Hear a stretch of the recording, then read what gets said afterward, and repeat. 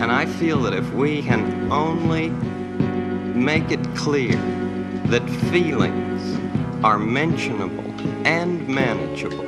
I wear my heart out on my sleeve. If you know me, I never cover up. I'm jumping through the chains of love like it was double dutch. Sometimes a subtle touch is worth more than a tight grip. But see, the trick is, you've gotta learn when to switch. Cause applying too much pressure can cause a structure to crack. But the world will pass you by if you continue holding back how you feel. Allow your wounds to heal before you try to love again. Or else the cut gets deeper and maybe you'll never love again.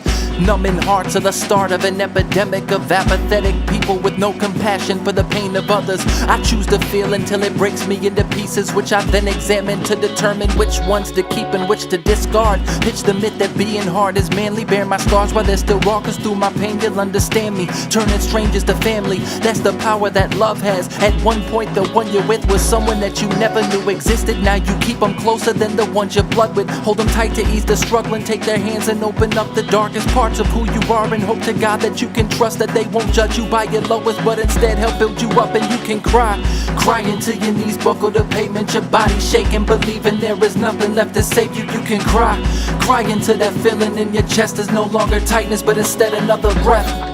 I've done it often, but apparently not enough, cause here I am again pulling hairs from my chin to keep from panicking. My speech is stammering, pairing my depression with too much time alone. Not to mention my obsession with my phone and who's not calling it. Thinking I should call it quits, cause then the pain would dissipate. Along with this anxiety, dying's my final freedom. So I reserve the right to choose when and where it occurs. Find a spot that is ideal for my departure from this earth, and then I'm out. This is not a cry for help, this is a daily conversation that I'm having with myself, and no one knows it. But at times the side for my demise presents a solid argument, enough to have me thinking that the devil on my shoulder has my back. And so I start to put my faith inside the darkness, hyper-focused on my faults, which makes my heart a little weaker. Then through the speaker I hear my despair shared by a stranger, and I'm aware this music saves me. It's not just for entertainment, and I cry until my knees buckle the pavement, my body shaking, believing there is nothing left to save me. And I cry until that feeling in my chest is no longer tightness, but instead another breath.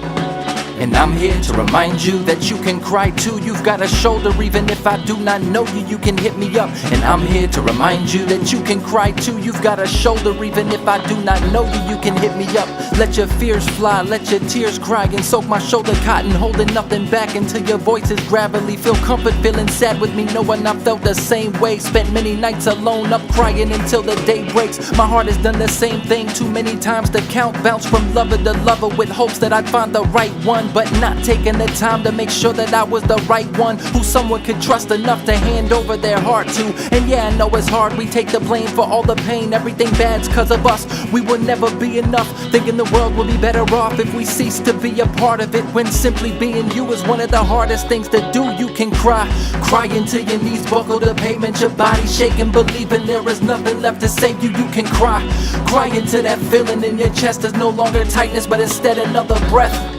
And we can cry until our knees buckle the pavement, our body shaking, believing there is nothing left to save us. We can cry until that feeling in our chest is no longer tightness, but instead another breath. What do you do with the mad that you feel? When you feel so mad you could fight, when the whole wide world seems oh so wrong, and nothing you do seems very right. What do you do? Do you punch a bag? Do you pound some clay or some dough? Do you round up friends for a game of tag, or see how fast you go? It's great to be able to stop when you've planned a thing that's wrong, and be able to do something else instead, and think this song.